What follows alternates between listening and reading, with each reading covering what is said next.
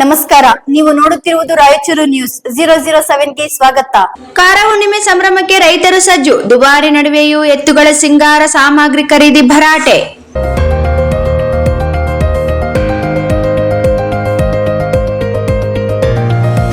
ಸೋಮವಾರ ಆಚರಿಸಲಾಗುವ ಕಾರ ಹುಣ್ಣಿಮೆ ಹಬ್ಬದ ಹಿನ್ನೆಲೆಯಲ್ಲಿ ಪಟ್ಟಣ ಸೇರಿದಂತೆ ಗ್ರಾಮೀಣ ಭಾಗದಲ್ಲಿ ರೈತರು ಸಾಂಪ್ರದಾಯಿಕ ಸಂಭ್ರಮದ ಸಿದ್ಧತೆಯಲ್ಲಿ ತೊಡಗಿದ್ದಾರೆ.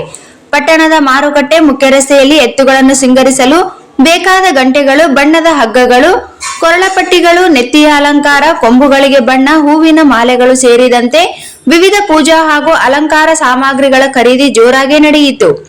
ಕೃಷಿ ತಾಂತ್ರೀಕರಣ ಹೆಚ್ಚುತ್ತಿರುವ ಇಂದಿನ ದಿನಗಳಲ್ಲಿ ಉಳುಮೆ ಮತ್ತು ಬಿತ್ತನೆ ಕಾರ್ಯಗಳಿಗೆ ಹೆಚ್ಚಿನ ರೈತರು ಟ್ರ್ಯಾಕ್ಟರ್ಗಳನ್ನೇ ಅವಲಂಬಿಸುತ್ತಿದ್ದರು. ಕಾರ ಹುಣ್ಣಿಮೆ ಹಬ್ಬದ ಸಂದರ್ಭದಲ್ಲಿ ತಮ್ಮ ಕೃಷಿಗೆ ಬೆನ್ನೆಲುಬಾಗಿದ್ದ ಎತ್ತುಗಳು ಹಾಗೂ ಹೈನುಗಾರಿಕೆ ಜಾನುವಾರುಗಳಿಗೆ ವಿಶೇಷ ಪೂಜೆ ಸಲ್ಲಿಸುವ ಸಂಪ್ರದಾಯವನ್ನು ಮಾತ್ರ ಕೈಬಿಡದೆ ಮುಂದುವರಿಸುತ್ತಿದ್ದಾರೆ.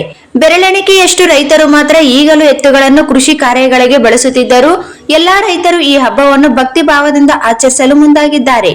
ಈ ಬಾರಿ ಬಾರದ ಮಳೆ, ಇನ್ನೂ ಬಿಡುಗಡೆಯಾಗದ 2ನೇ ಕಂತಿನ ಬೆಳೆ ವಿಮೆ, ದುಬಾರಿ ಬೆಲೆಯ ಬೀಜ ಮತ್ತು ಗೊಬ್ಬರ, ಹೆಚ್ಚಿದ ಕೃಷಿ ವೆಚ್ಚ, ಇನ್ನೂ ಆರಂಭವಾಗದ ಬಿತ್ತನೆ ಕಾರ್ಯ ರೈತರನ್ನು ಆರ್ಥಿಕ ಸಂಕಷ್ಟಕ್ಕೆ ತಳ್ಳಿದೆ.